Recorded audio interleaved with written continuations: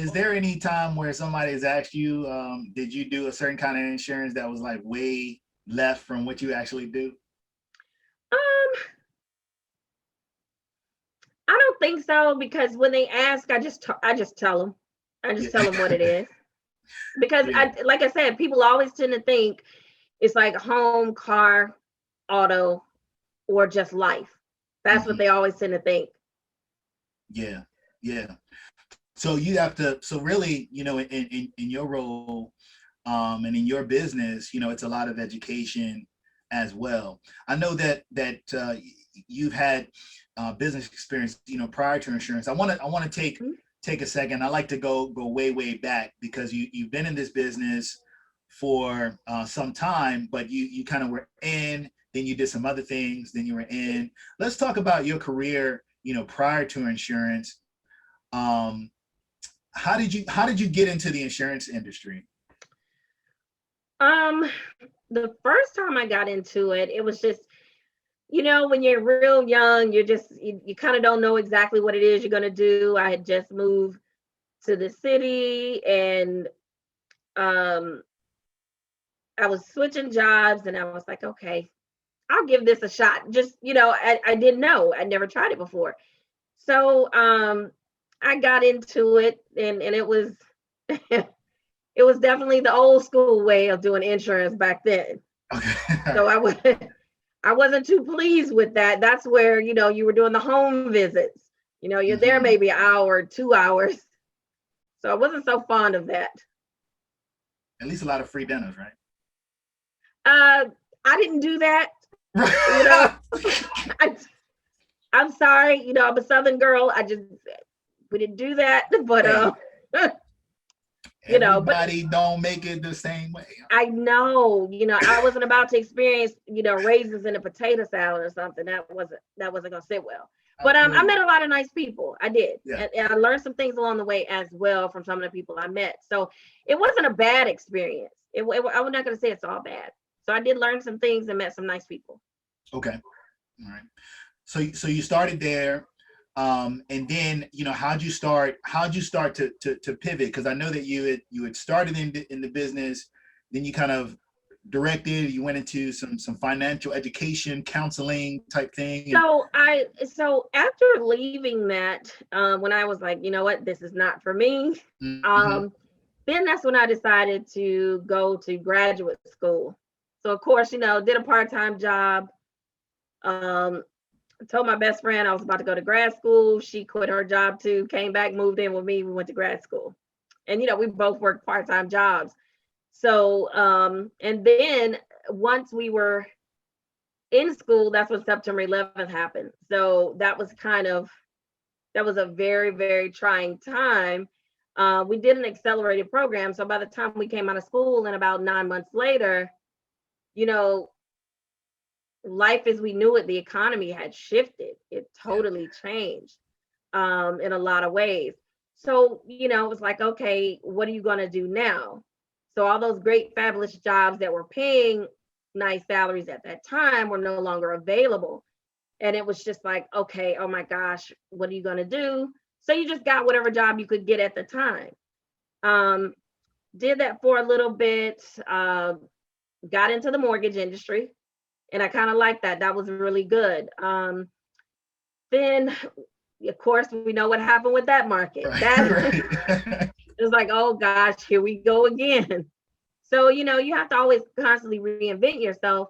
So at that point, then I became a flight attendant for a couple of years.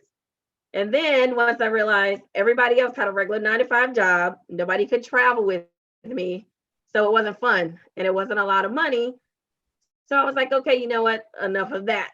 And I said, let Mhm. me put these degrees I have to work. So then I transitioned to becoming an enrollment counselor for a university. And I did that for about 4 years or so. And that was good until it got laid off from that. And then it's once again, here we go again. Um, and then I got back into insurance because my best friend had started working in insurance. And she was like, try it. You just got to try it. So I got back into it. And hey, the rest is history. There it is. There it is. And ever since that was it. Yes. Right. So, I think that's interesting. I want to, stay on that a little bit. So you were Mhm. you were enrollment counselor, for university. You Uh-huh. were a flight attendant. That's one of the things that I appreciate about, the business, the business that we're in, the fact that you can come from pretty much any career background, right? Hmm. So if someone's listening right now, they're a flight attendant. You mentioned, some of the perks, right? It's like, yes, you're going to get to travel, you're going to have, some access, but you may not be able to generate the type of income that you want, in the long Hmm. term. Um, whenever you're working in a corporate environment, you're always subject to, a layoff, or a Uh-huh. downsizing, right? Hmm. But in this industry, you get to kind of write your own check, Write your kind own of paycheck. Hmm. write your own paycheck. You kind of, you know, you know, I guess what is the carve your own path, Uh-huh. so to speak. Was that one of the motivations, for you joining the business, like the entrepreneurial aspects, or was it something else? Uh, when I got back into it, no, it was because I got laid off. And Okay. so just being honest. So Yes. I got into it and I really started to excel with it. So it was good. It was good. And then of course, um, I after doing that a couple of years, I wanted to try something a little different, and I was like, I think I'm gonna go back to corporate America. And then I was like, no, I stayed in insurance, and that's the best move, best decision I ever could have made because now here I am, and life is good. Absolutely, absolutely. And you're from Georgia, right? Exactly, the Peach State. The Peach State. All right. Yes. And if anyone, if you guys meet, Robbeyell, you'll definitely, pick up on her Southern Belle, charm immediately. So you're in the Maryland area now. How'd you get up to Maryland, starting in Georgia? Because when I went to become a flight attendant, I actually was supposed to have been home based in Atlanta. But while I was in flight school out in Phoenix, they told us in training class, okay, that's no longer an option. You can choose Chicago or DC. And at the time, I was like, I'm not going to Chicago. Right. So I came to DC. And also because my best friend was going to be, she was at another airline, another regional carrier. And so we both chose DC. You've gone on this career journey, going back into the industry. I like to go, okay, we talked about, kind of your career and kind of going into the license, and right before you got a license, that's when you were the enrollment counselor, right? Right before you went to insurance for the Um, final time, or was there another? yes, right after Okay. leaving, getting laid off from the university, I got my license again, I did it in like a week. A week. Okay. So a week's time. So, I did a video some time ago where I talked about, 5 reasons, why you should get a license and join in the industry. One of those was low barrier entry, the testing. I know sometimes people get intimidated about the testing. What could you share with them about that testing process and preparation for it? Because it's not that intimidating if you focus, right? Well, I think what happens is I think people get overwhelmed because it is a lot of information.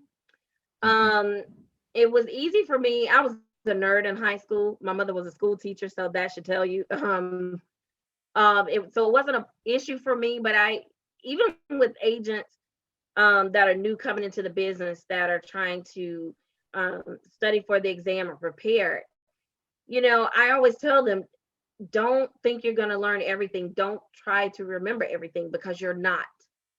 Study the vocabulary, read the chapters, chapter summaries.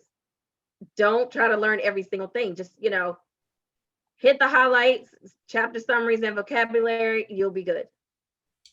Chapter summaries, chapter summaries, practice quizzes, knock them out, right?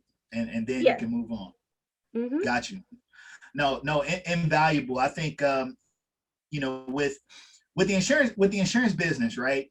Mhm. We're in an industry where more and more opportunities are opening every day, but the number of individuals entering the industry is getting smaller every day. So it's a very interesting dynamic, because you have all of this opportunity for growth, but you don't have as many people who are really attacking those opportunities. And many times I think it's because they might be intimidated by that licensing process. So I think it's very encouraging for them to know that, hey, look, you don't have to be intimidated if you just approach it strategically, piece by piece. Really focus on the key points of the information so that you can get beyond that test. Because the Mhm. reality is, there's I think there's 1.2 million insurance agents in the country, and all of them had to take a test at some Uh-huh. point. Right. So it definitely is doable. You spoke about you spoke about high school. I want to take a step back. I want to go all the way back before your career. I want to go back to childhood, because I know you Mhm. didn't grow up dreaming about being in insurance, right? That No, I I know did that not. wasn't like the thought. What No. what what did Robbeyell McCormick want to be when she was growing up? Well, interestingly enough, when I was younger, I wanted to be a doctor. Mhm. But when I discovered I don't do needles, that just went away quickly. That dream dissipated. Then I wanted to work for the FBI. But when they talked about you have to be able to take a bullet and run behind people and chase them, I was like, oh, that's okay. Not doing that either. so, Hey, so look, it I think changed. that no, go ahead. I was just gonna say I think that bullet is probably a little bit more severe than the needle. Go ahead. but but it just I didn't like the idea of that. And I also used to like to cook when I was younger. My mother was actually, instead of going to college, my mother was actually going to pay for me to go to cooking school in Europe. But we had got all the information. She was prepared to write the check to send it off, to get me started.